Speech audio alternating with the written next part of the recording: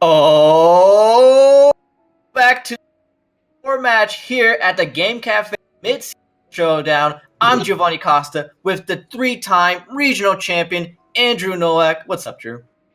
I'm depressed. I know, we're all Chansey depressed. won. And we will have to deal with Chansey later on. It's all good. We got a hype matchup here. Exactly. St. Louis regional champion, Matt Carter, versus EV extraordinaire, Leonard Craft III. So it should be a really good game. These two actually played in set. Oh, they played in Swiss? Yeah. Cool. Who was the winner of that? Was it Leonard? Leonard won, but he said it was really close. Like, apparently, according to Leonard, the Salazzle PZ was kind of a pain in the butt for him. So, it's going to be interesting to see how that is here. But for those of you who don't know who Matt Carter is not a name. He doesn't really play as much anymore.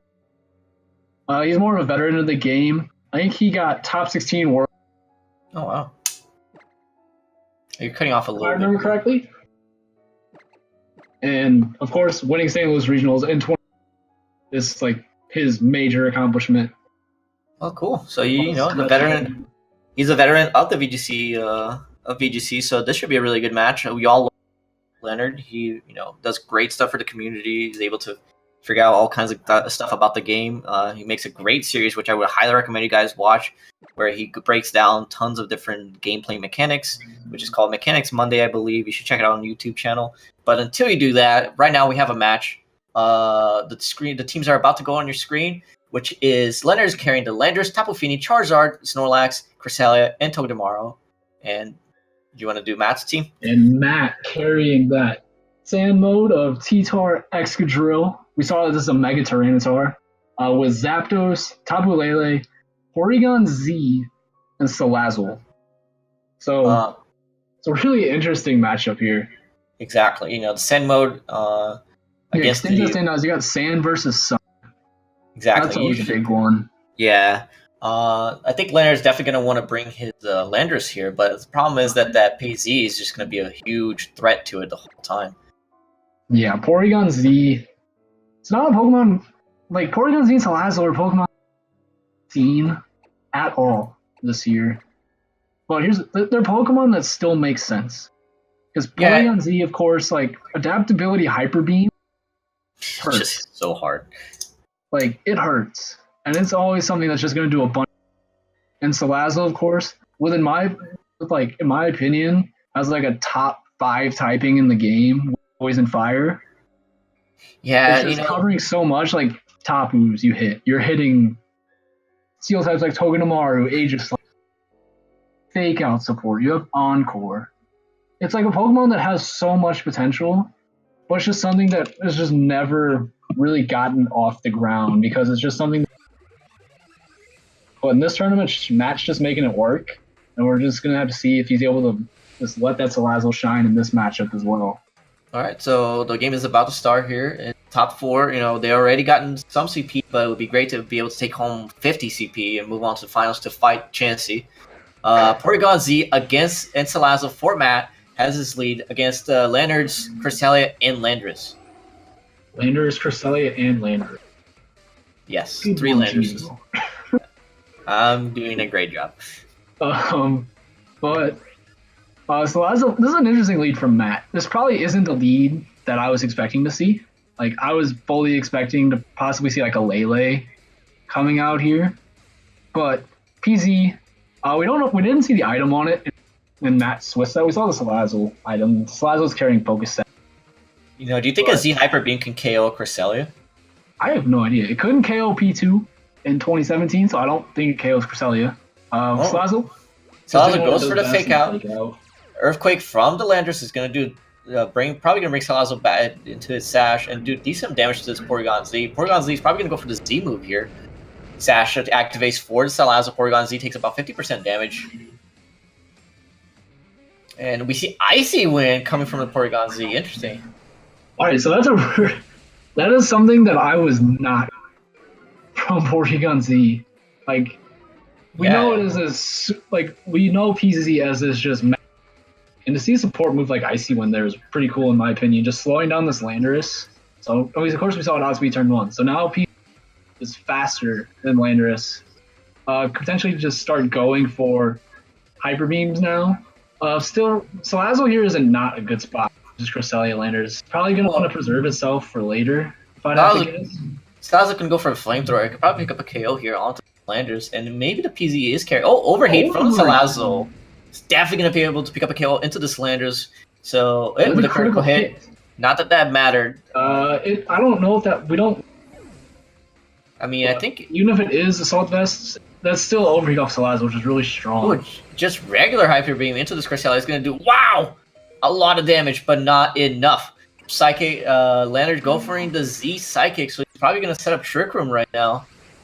It still could be Shadow Psyche, but... Nope. No, it's got the accuracy boost, so now... Z Trick Room. Z Trick Room is going to go up, so now Trick Room is up. Cresselia is taking a lot of damage, but unfortunately, I'm a bit surprised that he just went for regular Hyper Beam. You know, if he maybe is carrying that Z Hyper Beam, he would have been able to just pick up a kill into the Cresselia and would be a much better position right now. Yeah, we saw in his Swiss round that he had Groundium drill, so maybe signifying there that there's on Porygon-Z. But of course, it's a pretty free turn for Snorlax. Just yeah. Oh, the match was forfeited. Wow, complete opposite of the last game. I think Matt understood that, you know, his Salazzle was a -2. PZ was not going to move that turn. So, yeah, Leonard was just going to be able to set up all over it. Yeah, I'm fine with this forfeit because, yeah, you have a with your own team, and you're preserving info of what you had in and exactly. You've already played Leonard before in Swiss, and he has beaten you that time, and he just beat you now. So if you made any changes to your strategy, and they're in the back, it's really smart, in my opinion, to save them for this game when you absolutely have to win. Mm-hmm. But I don't really I saw that lead, and I don't. If there's really all much that Matt can do, I mean, you have to be able to KO this as soon as possible. But what is the item on that Porygon-Z is what I'm trying to figure out here. Because, I mean, Porygon-Z usually, you know, it was pretty much you just carried the Z move on it, like pretty much or Scarf. But it wasn't Scarf from what we saw, so it has to be Z move, don't you think? I mean, it could. I like it not going for it there in my a Z move. Like if it's because if that's Breakneck Blitz, you go for that into Crystal every single time on turn 2. But I think if I'm Matt, you know, I think I go for the play. I leave Porygon-Z, fake out an Icy Wind, and then turn 2 this time. If I do have the Breakneck Blitz, I just go for it. And if not, then at least go for like a Sludge Bomb plus Hyper Beam to tell it, because if Leonard is able to set up that Trick Room, it's just lights out for Matt. Yeah. So this is definitely still winnable for Matt. They're here. Just getting rid of this Cresselia though is just Snorlax is, and you just once Trick Room goes up, there's really just not much you can do. Yep, so same leads from Matt, PZ, and Salazzle against the Charizard and Cresselia. So, okay, different leads from Leonard, trying to make some adaptations here. Charizard is going to put a huge amount of pressure onto that Porygon-Z. But if Porygon-Z is carrying the Z move like we think it is, it can pick up it should be able to pick up a one-hit KO onto this Crest, no problem. Yeah, if it is carrying fake out into Charizard and that Breakneck Blitz. Exactly. So we're going to see how Leonard adjusts to this, because I think Matt is in a commanding position here if he's able to pick up that KO.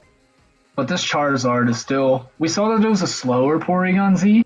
We're seeing that it undersped Landorus, so maybe that's signifying something about the PZ. I don't know. Do we know the item on the Landorus? Actually, we don't know the Landorus item either. Yeah, so it could have been Scarf. Charizard... Yeah. Charizard is going to Mega Evolve, bringing in the Drought. So Sun is up, which will increase the damage of the Overheat. Fake out onto the Cresselia. Heat Wave from Charizard wise. Picks up PZ. It does not. PZ hangs on. Critical hit into Salazzle, not that matters because it would have been a 2-hit kill anyway. Icy Wind, so now faster. But the problem, I think he is he's still in the same situation he was before. Yeah.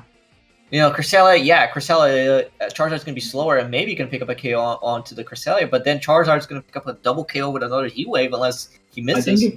I think if you're Matt here, you're preserving Salazzle, in my opinion. Like, you're probably switching Salazzle out for Tyranitar. Mm-hmm. But I guess you really just have to hope that you're KOing Cresselia with Hyper Beam.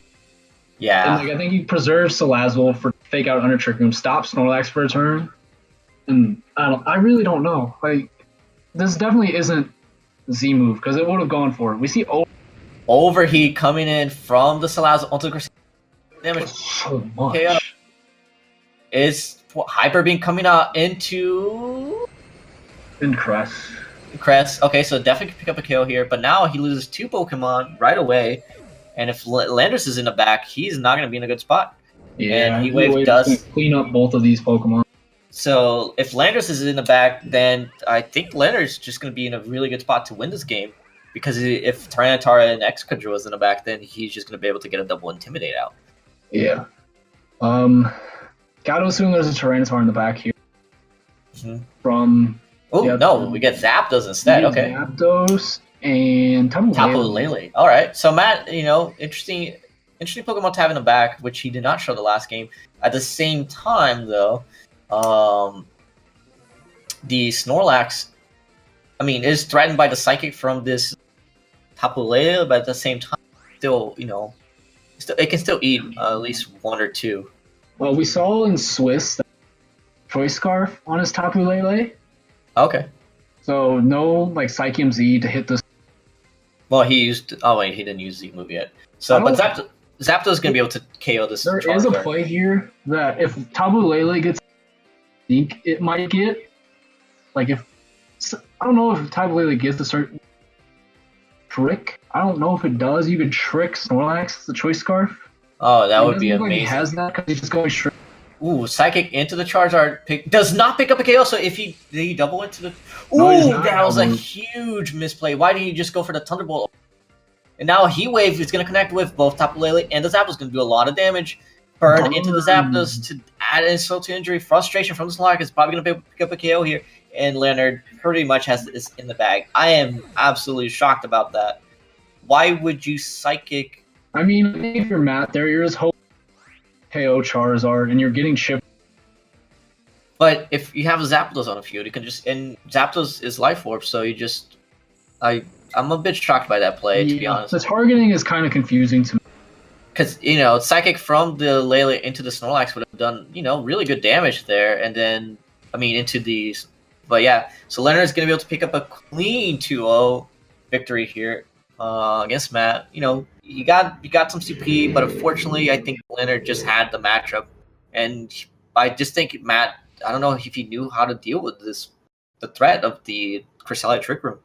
Yeah, that Cresselia just out bulking his PZ was just such a big part of the matchup there, because just being able to just threaten that Trick Room and forcing PZ into Hyper Beam time, and then of course we saw it doesn't KO Cresselia. So once it goes for Hyper Beam, that's just opening up Snorlax for the sweep, and it's just so difficult for Matt to try and just break through this team with how bulky it is and how hyper.